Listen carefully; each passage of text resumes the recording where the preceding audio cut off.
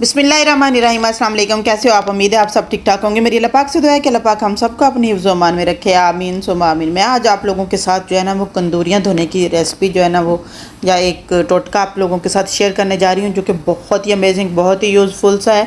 और उसने आपने पहले भी मैंने आप लोगों के साथ शेयर किया, आपने इस पर बहुत प्यार मोहब्बत और अपना प्यार मुझे दिखाया है।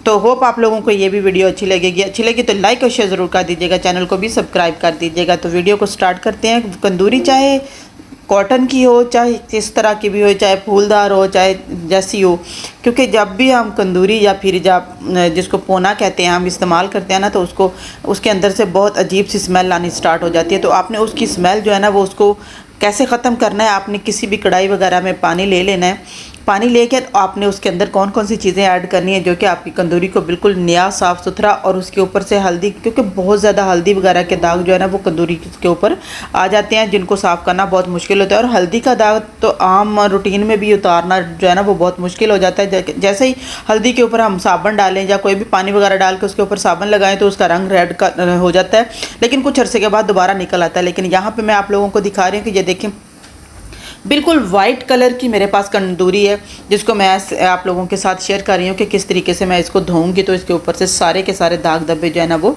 रिमूव हो जाएंगे, इनका कलर भी बिल्कुल नहीं उतरेगा। तो आपने थोड़ी देर के लिए गर्म पानी के अंदर इस कंदूरी को आपने थोड़ी देर के लिए डाल देना है। उसके बाद आपने इसके अंदर कौन कौन सी चीज़ें डालनी है वो आप लाजमी देखिएगा, क्योंकि जब जैसी ही चीज़ें आप मैंने डालनी है ना वही आप चीज़ें डालेंगे तो आपको मैं 100% यकीन दिलाती हूँ कि आपकी कंदूरी जो है ना वो बिल्कुल साफ़ हो जाएगी। सबसे पहले आपने कोई भी डिटर्जेंट जो है ना साबुन यूज़ करते हैं जो भी आप अपने घर में, वो डाल देना है अगर आपके पास पड़ा हुआ है। अगर नहीं है तो आप इसकी जगह कोई भी जो है ना बर्तन धोने वाला साबुन जो है ना उसको काट कर भी डाल सकते हैं। तो मैं यहाँ पे जो है ना 1 चम्मच 1.5 चम्मच के करीब मैंने इसके अंदर जो है ना वो सर्फ डाला है। उसके बाद मैंने इसके अंदर 1 चम्मच के करीब जो है ना वो डिश वाशर डाला है। कोई भी लिक्विड जो आप इस्तेमाल करते हो वो डाल सकते हो, वो नहीं है तो आप साबुन भी इस्तेमाल कर सकते हैं। जब इनमें से एक चीज़ आप स्किप भी कर सकते हो तो तब भी आपको सेम रिज़ल्ट मिलेगा। देख रहे होंगे आप, जैसे ही मैंने इसके अंदर सर्फ डाला और अपनी वो डिश वाशर डाला तो उसको मैंने थोड़ा सा घुमाया तो उसके अंदर जो है ना वो कलर जो येलो था ना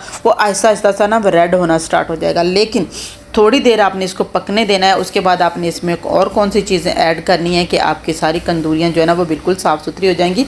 इस तरीके से अगर आप धोएंगी ना तो इस तरीके से इसके अंदर थोड़े बहुत दाग जो है ना वो रह जाएंगे। अगर आप सिर्फ ये दोनों चीज़ें डालेंगे और इनके ऊपर तीसरी चीज़ कोई नहीं डालेंगी तो आपकी कंदूरी जो है ना वो थोड़े उसके ऊपर दाग रह जाएंगे, चाहे वो वाइट हो चाहे कलर हो कोई भी हो ना। लेकिन इसके आगे जाके मैं आप लोगों को बताऊंगी कि कौन सी ऐसी चीज़ें जो आप डालेंगे तो आपकी कंदूरियाँ या आपके पोनों के ऊपर बिल्कुल भी दाग धब्बा बिल्कुल भी नहीं रहेगा, बिल्कुल साफ़ सुथरे हो जाएंगे। इनके ऊपर से रिमूव तो हो जाएंगे, सारे दाग ख़त्म नहीं होंगे, लेकिन क्योंकि वो धोने के बाद जब थोड़ी अरसे के बाद ना दोबारा निकल आते हैं। लेकिन आप कौन सी ऐसी चीज़ें इनके अंदर डालेंगे कि जिनकी वजह से आपकी कंदूरी के ऊपर ना तो वो दाग दोबारा आएंगे और ना ही आपकी कंदूरी के अंदर से कोई स्मेल आएगी और ना ही आपकी कंदूरी में कोई भी किसी किस्म की जो है ना वो चिपचिपाहट या फिर ग्रीस वगैरह जो होती है वो रह जाती है, वो भी बिल्कुल ख़त्म हो जाएगी। आपने जस्ट इसको थोड़ी देर पकाना है, पकाने के बाद आपने इसको अच्छे तरीके से धो लेना है।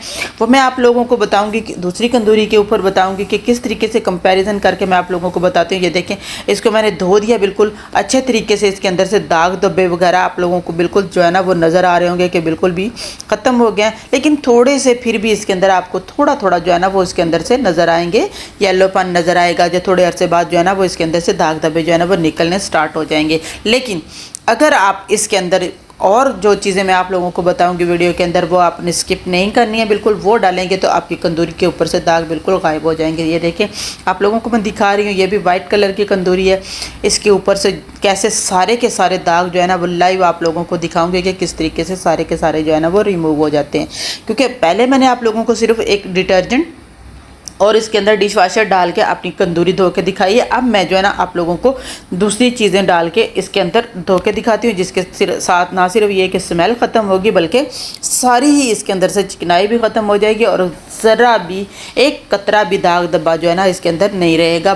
बिल्कुल नीट क्लीन साफ़ सुथरा हो जाएगा, जैसे कि आपने न्यू कंदूरी या न्यू पोना जो है ना वो लगाया हो रोटी के लिए, क्योंकि रोटियों के लिए डेफिनेटली जब हम पराठा वगैरह बनाते हैं बाज़ औक़ात जो बच्चे हाथ भी साफ़ कर लेते हैं। मोस्टली मैं कोशिश तो करती हूँ कि ना ऐसा किया जाए, लेकिन बाज़ औक़ात जो है ना वो हाथ साफ़ कर लेते हैं। या फिर तंदूरी पराठा वगैरह अगर आलू का, मूली का या फिर इस तरीके का बनाया हो तो उसके अंदर से थोड़ा बहुत जो है ना वो उसके अंदर जो है ना वो मवाद गिर जाए तो तब भी उसके ऊपर निशानात बढ़ जाते हैं। तो आपने लेना क्या है, पानी लेना है। पानी में आपने सबसे पहले जो है ना वो नमक डालना है। नमक इस कदर अहम चीज़ है ना कि वो सारे के सारे दाग धब्बों को किस तरीके से रिमूव कर देगी।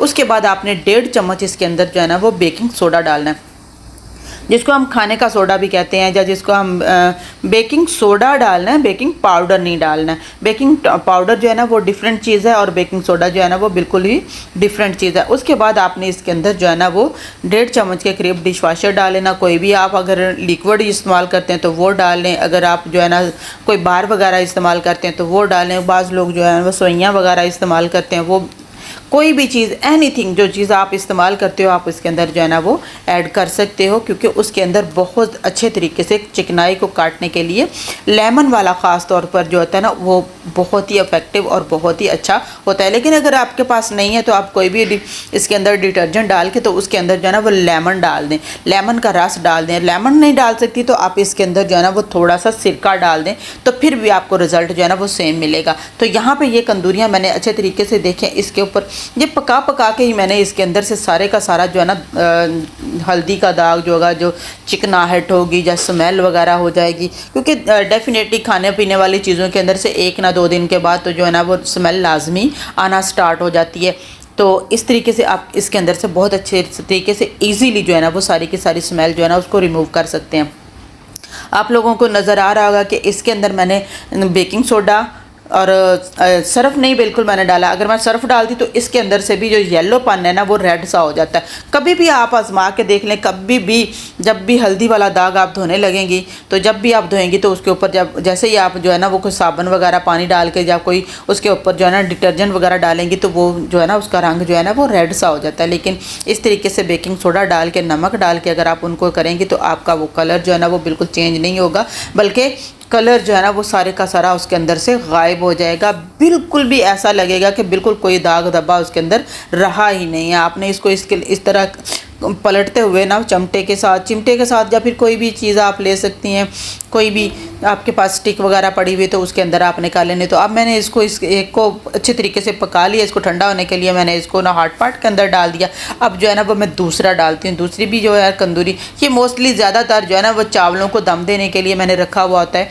तो क्योंकि गहरे कलर का है तो इसके ऊपर भी बाज़ का जैसे ही हम जो बिरयानी वगैरह बनाते हैं या फिर कोई भी ऐसे पुलाव वगैरह बनाते हैं तो उसके अंदर से ना इसके ऊपर दाग जो है ना वो लग जाते हैं। तो उसको आपने किस तरीके से, उसको भी आपने इसी तरीके से आपने थोड़ी देर के लिए रिमूव करता। हो सकता है कि इसमें से थोड़ा बहुत कलर जो है ना, क्योंकि बाज़ औक़ात जो है ना वो बेकिंग सोडा या फिर कपड़ों का कलर भी इस तरह का होता है कि बाज़ औक़ात वो निकल जाता है। लेकिन रेड वाले के अंदर से ज़रा भी कलर जो है ना वो आप लोगों को इधर उधर टच से मस नहीं हुआ नज़र आया, आपने देखा है बिल्कुल। तो अच्छे तरीके से आपने यहाँ पे स्टेन्स होंगे, आपने वहाँ से अच्छे तरीके से इसको मल देना है। थोड़ा सा मलने के बाद ही उसके बाद आपने इसको पहले थोड़े से नीम गर्म पानी के साथ और फिर नॉर्मल पानी के साथ इसको अच्छे तरीके से वॉश कर लेना है। इसके अंदर से सारे दाग धब्बे और सारी जितनी भी चिकनाहट होगी ना वो सारी ख़त्म हो जाएगी। मैं लाइव आप लोगों के सामने करके सारा कुछ दिखा रही हूँ। बहुत अच्छे तरीके से जो है ना वो इसका रिज़ल्ट जो है ना वो मिलता है। आपने भी इसी तरीके से सारा कुछ कर लेना है। आप उसके बाद देखेंगे, मैं लाइव आपको दिखाऊँगी कि किस तरीके से रिज़ल्ट इसका उसको धोने के बाद जो है ना वो इनका रिज़ल्ट आता है। सारा कुछ आपने इसको अच्छे तरीके, अच्छा सबसे बढ़कर ये होता है कि इसको बाद में आप अगर धूप में डालती हैं ना तो धूप में डालने के बाद भी जो है ना इसका बहुत अच्छे तरीके से जो इसके स्टेन जो थोड़ा बहुत रह भी जाता है तो वो ख़त्म हो जाता है। लेकिन मेरे पास धूप नहीं है, मुझे इंडोर ही जो है ना अंदर ही ये सारा कुछ करना पड़ता है। तो ये देखें, अगर आपको चाहें कि उस वक्त आपके ग्रीस जो है ना वो नहीं ख़त्म हुई है या चिपचिपाहट थोड़ी है तो आप इसके अंदर डिश वाशर थोड़ा सा ऐड कर सकती हैं। लेकिन इसको अच्छे तरीके से आपने इस तरह, मुझे ज़रूरत नहीं पड़ी बिल्कुल भी इसके अंदर दोबारा डालने की, क्योंकि पहले ही उसके ऑलरेडी मैंने उसके अंदर जो है ना वो 2 स्पून के मैंने इसके अंदर डाल दिया था। तो अब मैं इसको अच्छे तरीके से मलने के बाद अब मैं आपको दिखाती हूँ कि रिज़ल्ट इसका क्या रहता है क्या नहीं रहता है। सब कुछ जो है ना वो मैं आप लोगों को दिखाऊंगी। इस तरीके से आप कंदूरियाँ अपनी धोएंगी ना तो कंदूरी चाहे आपकी, अच्छा जो प्रिंट होती हैं या ज़्यादातर जो होती हैं वो फूलों वगैरह वाली होती हैं, उसमें मोस्टली जो ज़्यादातर की जो है ना वो कलर उनका जो है ना वो उतरता है। जो स्टार वालों की होती हैं ना तो वो बिल्कुल कलर नहीं उतरता उनका। बहुत मैंने आजमाया हुआ है उनको भी इस तरीके से, अगर मैंने धोया कई दफ़ा तो वो बिल्कुल भी उनका कलर नहीं उतरता। लेकिन ये कि वो कॉटन होती है, थोड़े अरसे के बाद जो है ना वो फटफट आ जाती है। तो ये भी कॉटन ही है, लेकिन इसके अंदर से सारे स्टेन जो है ना वो गायब हो गए। अब मैं दूसरी तंदूरी भी इसी तरीके से आपको धो के दिखाती हूँ, जो कि मैं ज़्यादातर जो है ना वो चावलों को दम देने के लिए इस्तेमाल करती हूँ। तो इस तरीके से जब मैं इसको धोऊँगी, देखने ना इसके ऊपर से भी सारे के सारे दाग धब्बे जो है ना वो गायब हो जाएंगे। होप आप लोगों को मेरी ये टिप्स एंड ट्रिक्स जो है ना वो अच्छी लगी होंगी। अच्छी लगी तो लाजमी अपनी फैमिली और फ्रेंड्स के साथ इसको ज़रूर शेयर कीजिएगा, ताकि अगर वो भी अपनी कंदूरियों से इस तरीके से उनके धोने से जो है ना वो बहुत ज़्यादा जो है ना वो गिल्टी फील करती हैं या उनको अच्छे तरीके से नहीं धो पाती हैं, तो उनके साथ अगर आप वीडियो शेयर करेंगे तो किसी का भला हो जाए तो सबका भला ही हो जाता। कहते कर भला सो और भला, अंत भले का भला। तो इस तरीके से अगर आप किसी के साथ भी इसको शेयर करेंगी तो वो भी अपने इससे फ़ायदा उठा सकेंगी। ये बहुत अमेजिंग, बहुत ही यूज़फुल सी एक रेमेडी है, जिससे अपना रोज़ रोज़ अपनी कंदूरियाँ जो है ना वो नहीं ख़रीद सकते हैं, डेफिनेटली नहीं बंदा ख़रीद सकता इस महंगाई के दौर में। तो आप अपनी कंदूरियों को नया, बिल्कुल नया जो है ना वो बना सकती हैं, चाहे वो किसी भी शक्ल में हो, चाहे वो प्रिंटेड हो, चाहे वो फूलों वाली हो, चाहे सादा हो, किसी तरीके से की भी आप कंदूरी जो है ना उसको धोने के लिए इस तरीके से आप करेंगे तो बहुत आसानी के साथ अपनी कंदूरियाँ जो है ना उनको आप साफ़ कर सकती हैं। बहुत ही अमेजिंग और बहुत ही यूज़फुल सी वीडियो होने वाली है, तो वीडियो को आपने ज़रूर देखना है और अच्छी लगी तो लाइक और शेयर ज़रूर कर देना है और कमेंट्स बॉक्स में कमेंट करके ज़रूर बताना। और सबसे बढ़कर अगर आप मुझे ये बताएंगे कि आप मुझे कौन से कंट्री से देख रहे हैं तो मुझे और भी ज़्यादा खुशी होगी। होप आप लोगों को मेरी ये टिप्स एंड ट्रिक्स जो है ना वो अच्छी लगी होंगी। अच्छी लगी तो लाइक और शेयर ज़रूर कर दीजिएगा, चैनल को सब्सक्राइब कर दीजिएगा और सबसे बढ़कर ये कि अपनी फैमिली और फ्रेंड्स का बहुत बहुत ख्याल रखिएगा। मुझे और मेरी फैमिली को भी दुआ में याद रखिएगा। तो मिलते हैं फिर नेक्स्ट वीडियो में, तब तक के लिए इजाज़त दीजिए। अल्लाह हाफिज़, टेक केयर, बाय बाय।